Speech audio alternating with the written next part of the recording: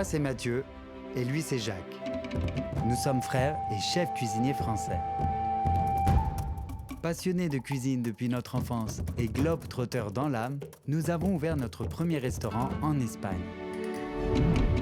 Après une incroyable aventure dans Top Chef, nous avons été choisis comme jury dans un concours international de cuisine en Polynésie française. Aujourd'hui, nous voici de retour, ici, à 15 000 km de la France, pour rencontrer des chefs polynésiens et leurs différents producteurs. Nous les surprendrons en cuisinant ensemble dans les lieux les plus beaux et les plus insolites de Polynésie.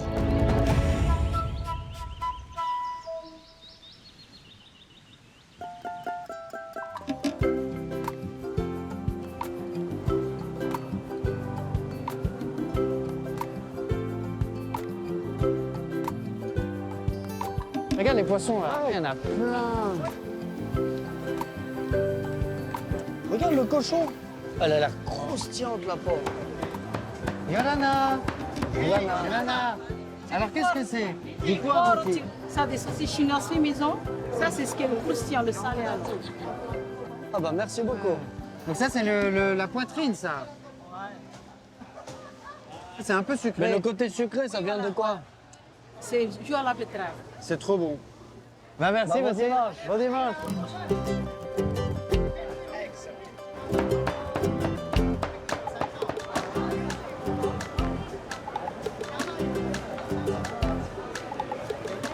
Donc c'est quoi le programme là?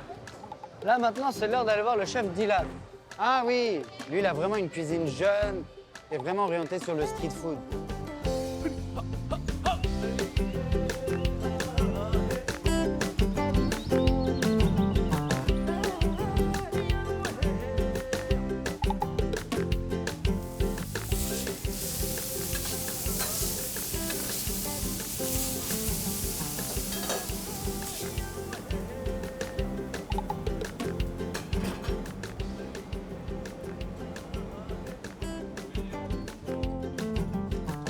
C'est sympa cette petite terrasse.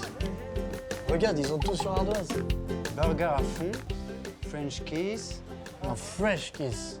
Là, ils sont sur les jeux de mots, là. On dit French kiss. On dira demain au chef.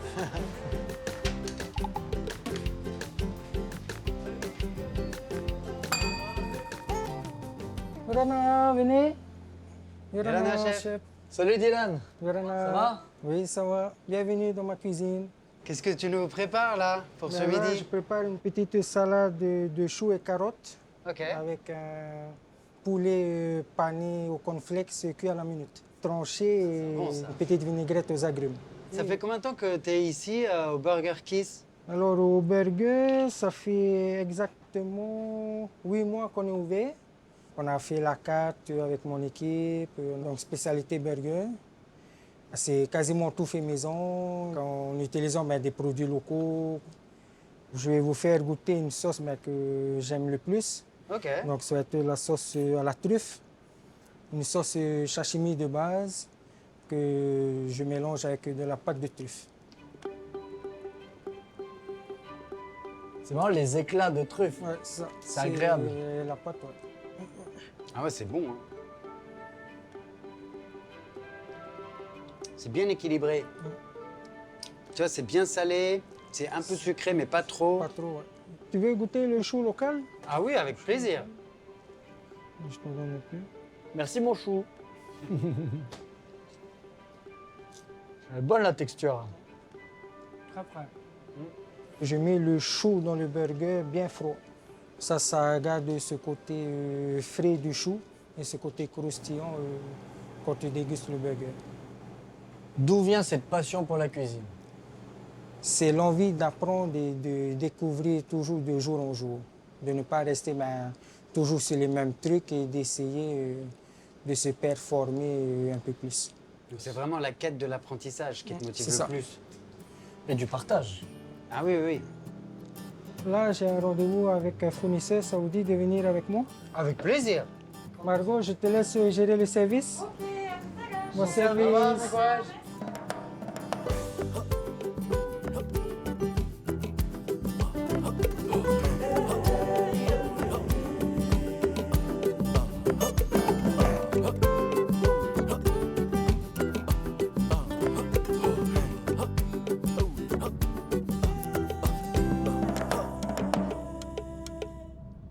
fait tout d'abord l'école hôtelière en 2012. Et puis j'ai aimé aussi la cuisine parce que je regardais beaucoup mes grands-parents, mes parents, ou même mon parrain cuisiner.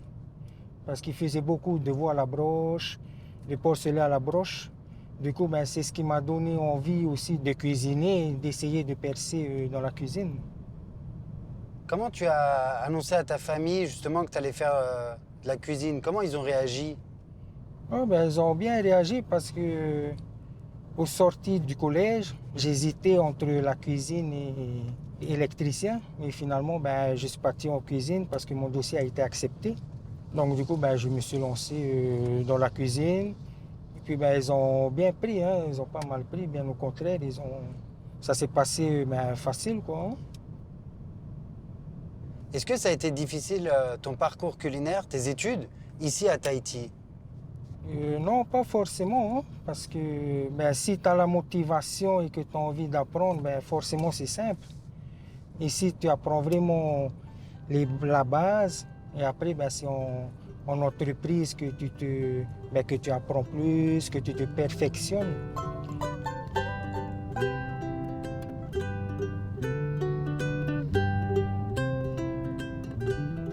Une fois que j'ai eu mon diplôme, j'ai été contacté par un restaurant de Punavia. J'ai appris pas mal de nouvelles techniques, de travailler plusieurs produits différents, aussi bien la viande que le poisson. Et c'est ce qui m'a donné envie de continuer encore plus et de percer encore plus dans le métier. Hein. Quand j'ai commencé dans ce restaurant, j'étais tout en bas de la chaîne, hein. Premier commis. Et j'ai gravi petit à petit les échelons jusqu'au point de devenir chef de cuisine actuellement. Hein. Et là, je suis très content. Et c'est surtout le fait de voir les clients, quand ils partent, ils ont le sourire, quoi, ils ont la banane. Et ça motive encore plus. Et c'est ce qui fait la beauté de notre métier, on va dire. Hein.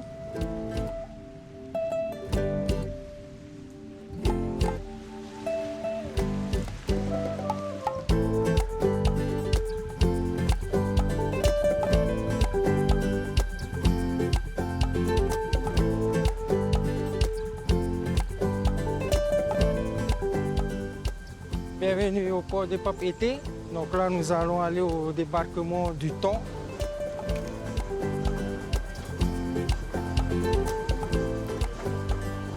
Tiens, regarde, ceux-là, ils sont énormes aussi. Mais là, ça sort de l'eau, hein, donc il n'y a pas plus frais. Bonjour, capitaine. C'est le capitaine. Ah, c'est C'est génial. moi qui dirige tout sur le bateau. Ça va, moi c'est qui pas donne trop les dur à ordres. gérer? Non, quand les marins connaissent le travail, non, Ok. pas du tout. Quand vous partez, vous restez combien de temps à la mer? 2 semaines maximum Ah ouais. pour les petits bateaux, 2 semaines. Ça, aujourd'hui, on peut dire que c'est une bonne pêche. Ouais, c'est toute la saison quoi.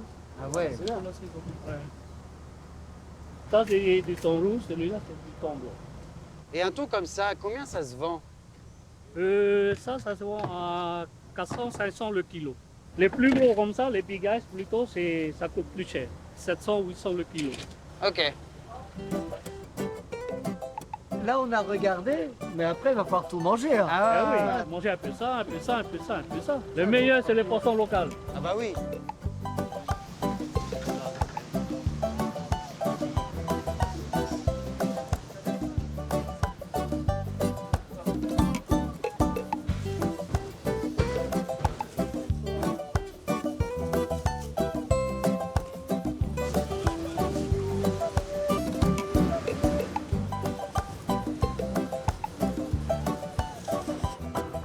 Combien de thon blanc vous allez couper aujourd'hui? 200? 250? Non, un peu plus, hein, 300.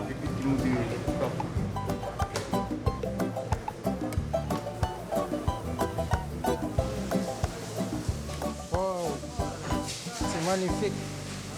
Venez, je vais vous présenter Yann, le propriétaire de l'entreprise. Bonjour Yarana, messieurs, bienvenue dans l'atelier de découpe de poissons. Donc cet atelier est ouvert entre 1h du matin et 14h de l'après-midi. C'est là où on traite la majorité des poissons que l'on décharge. Et l'idée, c'est de transformer le poisson pour le marché local. et ensuite le livrer dans les magasins et dans les restaurants, les hôtels de la place également, et aussi pour l'exportation. Hein, sur le marché local, on fait à peu près 300 à 400 poissons par jour. Et voilà. Et à l'exportation, on en fait à peu près une centaine par jour. Regarde, la découpe. C'est impressionnant en tout cas. Oui, ben, c'est une technique de découpe qu'on a essayé de développer localement qui permet d'allier l'efficacité à la rapidité. Hein, voilà. Ah oui, au crochet. Voilà, au crochet. C'est pour ça qu'on le suspend en fait. C'est parce que c'est plus rapide de le faire comme ça qu'à plat. Je vais vous présenter un peu ce qu'on fait pour le marché américain en ce moment, mais aussi qu'on est en train de commencer pour le marché européen, et donc le marché français. L'idée, c'est d'envoyer donc des langes de germans extra frais. Donc, vous pouvez voir la couleur, hein, vraiment rosée. Et l'idée, voilà, c'est de valoriser donc, son origine, hein, produit de Tahiti, donc, et aussi le fait qu'on soit MSC certifié, c'est-à-dire c'est un écolabel qui certifie donc, du caractère durable, traçable, et en respect avec l'environnement marin. Nous, notre but, ce n'est pas d'en pêcher des masses et des masses. Hein. Nous, on pêche 0,18% de ce qui est pêché dans le Pacifique Sud, c'est-à-dire pas grand-chose. Et donc, du coup, on n'a pas un impact considérable sur l'environnement marin et sur la ressource. Et nous, de toute façon, la Polynésie ne veut pas faire du volume, ne veut pas faire ce que font les autres grosses industries de la pêche. Nous, ça va vraiment passer par une qualité, une valorisation, une préservation de la ressource, quoi. Voilà. Voilà, on peut le découper et le goûter, hein, si vous voulez. Ah ouais, avec plaisir.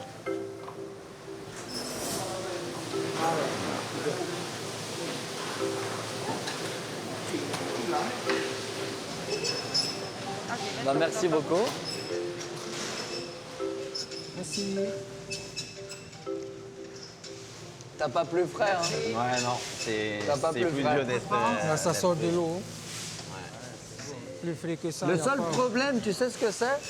C'est quand tu prends un bout, t'en veux 10. c'est ça, ouais. Exactement. Ça se tient bien, et après ça fond vraiment quoi. C'est ça. Tu vois? Exactement. C'est fou hein. C'est frais de chez frais, extra frais même. Ça vous dit qu'on prenne 1 kilo chacun pour notre recette de tout à l'heure? Oui. Ça va. Bien. Il n'y a pas de souci, on fait ça. Super, merci. Bonne journée. Au revoir.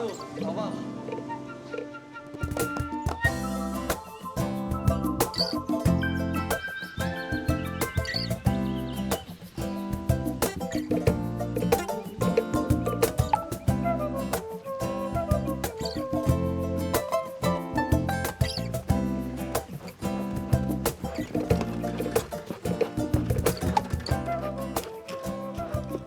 Salut la cause. Hey, Ça c'est va? à toi. Je te présente les frères Enchanté. Lagarde.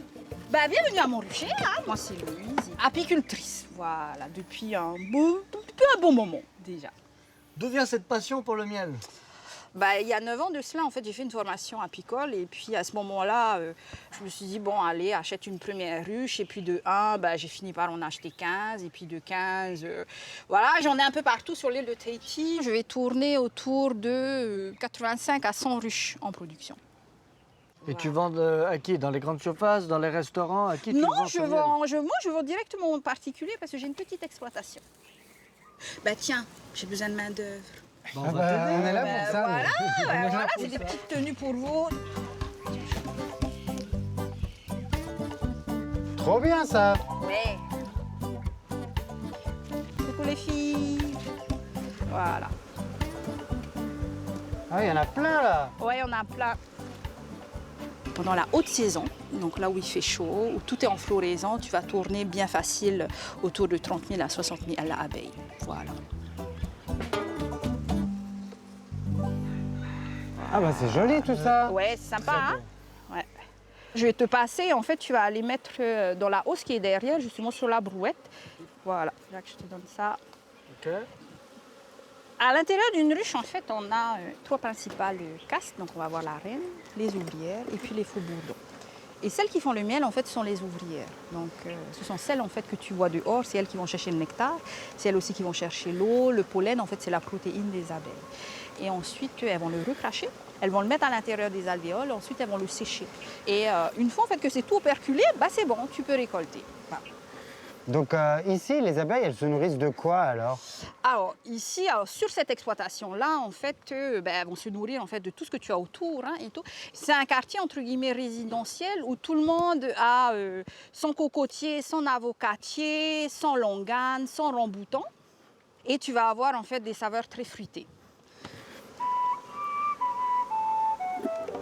Ben voilà, on a fini notre petite récolte.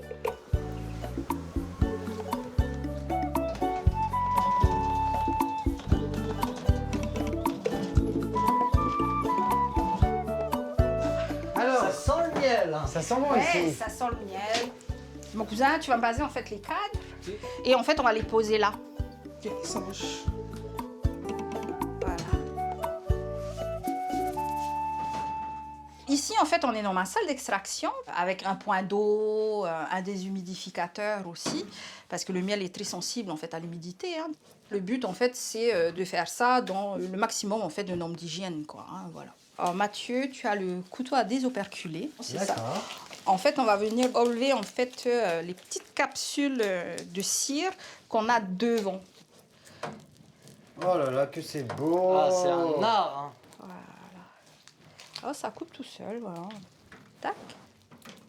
Même le bruit, c'est satisfaisant.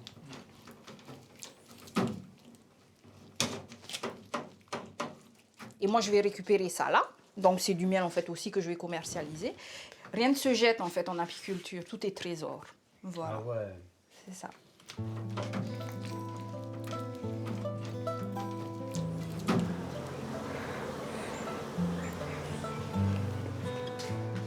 Bon, une petite dégustation pour finir cette petite visite. Ça, c'est un miel en fait de la côte est, du côté de Hitia. Tiens, je vous laisse goûter. Vous en pensez quoi? Il est épais, Ok. il est sirupeux, Mhm. il est doux. Voilà, une autre commune en fait de l'île de Tahiti. Tu vois, il est plus acide et un peu plus floral. Voilà. Je commence déjà à avoir un peu de caractère. Ouais. Voilà. C'est vrai, il y a plus de profondeur. Et en fait, le dernier, donc je vous laisse. Voilà. Ça, c'est la couleur d'or, ça. Voilà. Celui-là, il commence acide et après, il y a énormément de goût, je trouve. Ouais. Il a une Tu vois, je légère trouve amertume, c'est- celui-là. Ouais, mais je te C'est bien. jure, je trouve que c'est le plus élégant. C'est le plus élégant, c'est Ouais. exactement ça. Celui-là, en fait, c'est celui qui est produit devant. Ah, c'est top, ça. Je vous ai préparé pour votre petit plat, voilà. Donc un miel Ah, génial. avec l'amertume que tu aimes beaucoup. Ah, voilà. génial. Merci Et beaucoup. tout. À bientôt, je l'espère. Ah ouais? Ouais. Ciao. Ciao.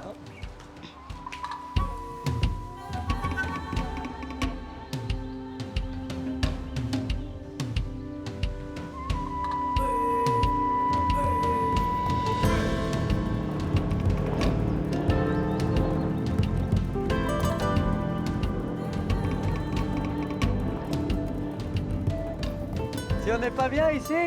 On est très bien. Très beau spot, magnifique, au milieu du lagon. Hein. T'as déjà cuisiné dans un endroit aussi insolite? Non, c'est une belle première pour moi, hein. Agréablement surpris. Hein. La première fois que je cuisine sur un catamaran, une belle vue, magnifique. Alors, qu'est-ce que tu vas nous faire, Dylan? Donc là, je vais vous préparer un tartare de thon avec une petite sauce sashimi avec le miel qu'on a récupéré chez Louise. Nous, on va faire quelque chose avec les mêmes ingrédients, avec le thon et le miel. Et vu qu'on est deux, donc on va en profiter pour aussi faire un cocktail qui va se marier justement avec le plat. On cuisine. C'est parti. Donc là, on va prendre les belles pulpes de tomates pour les mettre dans la sauce pour donner un peu de texture. Je vais prendre tous les restes des tomates et les mixer. Donc là, je poursuis toutes les découpes, donc je vais passer sur la nette. Donc pour le moment, on a déjà de la mangue, de la cébette, l'oignon, de l'ail. Et je vais mettre ça dans la préparation pour ensuite assaisonner notre thon. Ah, ok. Ah, super. Là, je vais commencer déjà par éplucher de l'ail pour faire la sauce sashimi. Un peu de sauce suite.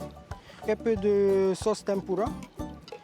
Donc là, on va monter tranquillement à l'huile le tournesol. Rajouter le miel infusé au gingembre qu'on a récupéré. Bon, maintenant que j'ai mixé les belles tomates, eh ben, on va tout réchauffer pour faire le consommé. Sabot, donc tu vois toutes les impuretés remonter. On va bien le filtrer pour avoir l'eau pure, transparente, comme l'eau de mer. Cette technique, ça nous permet vraiment d'extraire le goût pur de tomate. Même avec des tomates qui sont sans trop de goût, eh ben, on peut quand même faire quelque chose de merveilleux. Ok. T'as un sacré tatouage sur le bras. Et oui, ça raconte un peu mon histoire. Il y a la signification de la famille, de ma passion pour la cuisine. Ah, j'ai le tiki, hein, donc, qui représente, avec une fourchette. Et juste en dessous du tiki, tu as un oumete. Donc c'est un plat traditionnel ici où on laisse les fruits à la maison en cuisine. Hein. Ah, c'est stylé en tout cas. Merci.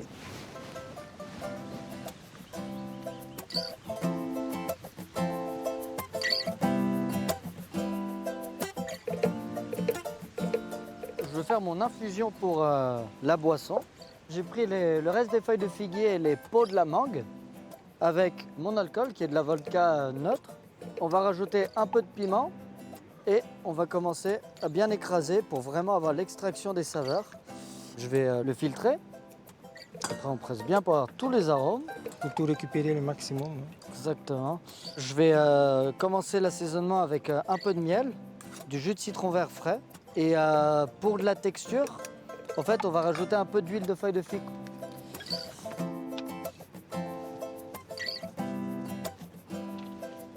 Je vais m'attaquer à ma préparation du thon. C'est une belle pièce. Hein. Ça, c'est le thon germon, ça, non? Ça, c'est le thon germon, oui, que Yann nous a donné. Hein. Il est bien frais. Donc là, je vais tailler le filet. Je vais vraiment prendre que le cœur. Hein. Cette partie-là, bien grasse et bien charnue. Hein. Donc je vais enlever toute la partie nerveuse. Là. Puis là, je vais tailler en tartare, en brunoise. Je coupe en morceaux pas trop fins non plus. Comme ça, t'as de la mâche. Comme ça, il y a de la mâche en bouche. Hein. Ah, nous, on va passer au nôtre aussi. Je pensais prendre le cœur, comme ça on aura des beaux morceaux, mais pas trop gros, tu sais, qu'ils puissent se manger en une fois. Je vais simplement mettre le miel qu'on a goûté tout à l'heure sur ce joli pavé, comme ça. Et là, on a bien badigeonné. Donc là, vraiment, le sucre, il va caraméliser notre morceau. Il va rester bien cru à l'intérieur. Voilà, là, je vais le retourner simplement. La dernière phase ici. Bien griller tout ça. Là, je vais laisser refroidir gentiment. Et ensuite, je vais juste passer au taillage, hein, tout simple.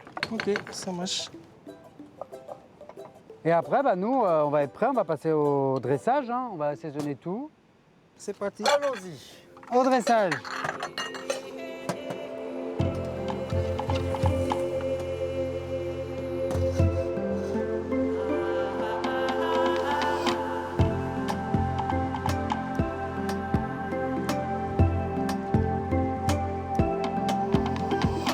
Nous, on aime beaucoup ton assiette. C'est joli, c'est bien coupé. Ça sent très bon aussi votre assiette. Hein. Dégustons. Tamametei. Tamametei.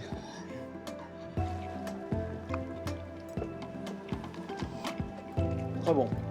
C'est vraiment très bon parce que comme tu as dit, la texture, tu as de la mâche, ça reste fondant. Et le goût, moi j'adore. Avec les bonites séchées, là, c'est bon. Hein. Ça rend un kick salé, quoi. C'est bien frais, hein? Bien frais, bien relevé. C'est vraiment très très bon, tout ce qu'il faut. Hein? La mangue, les oignons et surtout le petit consommé de tomates.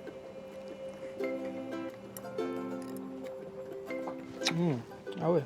Pas trop piquant? Pas trop piquant, juste ce qu'il faut. Ouais. Avec le côté doux du miel qui vient adoucir un peu. Très surpris, très surpris. Hein? Quelles sont tes ambitions pour les années à venir? Déjà d'être propriétaire de mon propre restaurant, je l'espère. Et de découvrir encore plus et d'apprendre encore plus. Hein. Et si un jour on revient, on espère du fond du cœur te revoir dans ton propre restaurant. Voilà. Maintenant, il faut juste se donner les moyens d'y arriver. Ouais. Merci. Merci à vous.